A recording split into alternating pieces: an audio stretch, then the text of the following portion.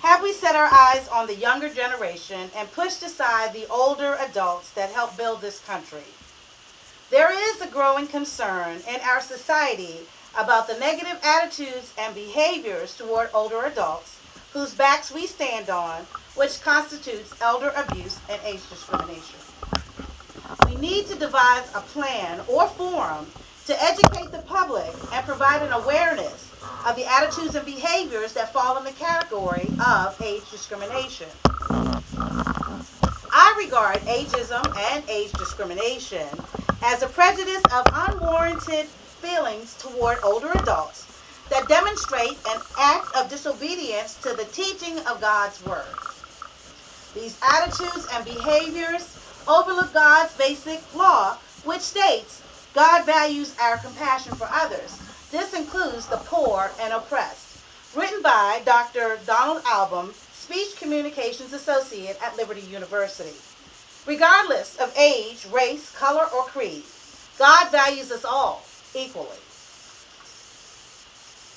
We are reminded in Scripture, 1 Peter 3:8. Finally, I want all of you to live in peace, be understanding, love one another like members of the same family, be kind and tender, don't be proud. We have an obligation to make others aware of the growing problem of ageism and age discrimination, and we need to work to devise a strategy that will help people to see that this is morally and ethically wrong. We have all heard stories from mothers, fathers, family, and friends who have experienced age discrimination, either in the workplace, mandatory retirement plans, educational institutions, healthcare, and/or cultural environments. I have experienced age discrimination when applying for a secretary position. When asked why I was not hired, the answer was, we are looking for a younger person.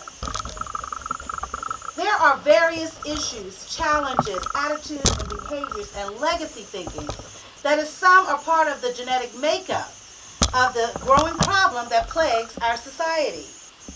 It is my hope to persuade you, the audience, of the growing problem of ageism and age discrimination, legacy thinking that exists in this country, and to rally from you a call to action that will help make others aware of this problem and find solutions. Point number 1. The team approach is one of the solutions proposed by Gibson, Jones, Sulla, Clark, Epstein, and Hasselberger. Team approach stands for team competition, education and training, awareness, accountability and accommodations, and mentoring. Here, I have an illustration. This illustration is from Equal Employment Opportunity Commission. For the years 2002 to 2007, discrimination complaints from the baby boomers. This is the total number of complaints reported. As of 2002, 19,921 complaints. Then we see a decrease in 2003, and then we see a rise and increase in the total number of complaints in 2007 to 19,103. Point number 2. Wim van de Heuvel, in his article titled Discrimination Against Older People, he states, the question is raised about to what extent discrimination against older people exists. 3 suggestions. Social assistance program needs to be developed that will help deal with people's attitudes and stereotypes. Quality health care, nurses and clinicians properly trained, and pensions. Point number 3. What about the sense of legacy? Authors Frumkin, Fry, and Moody defines legacy as the impulse to care for those who come after you.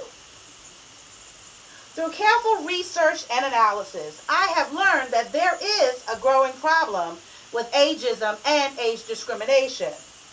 In dealing with ageism and age discrimination, we are met with many issues, challenges, attitudes, behaviors that trample upon the human and equal rights for our older citizens. As a solution, we should volunteer on committees that draft legislation that will prohibit and impose stiffer fines on employers, persons, or groups that discriminate against older citizens. We must act now before this problem becomes an epidemic.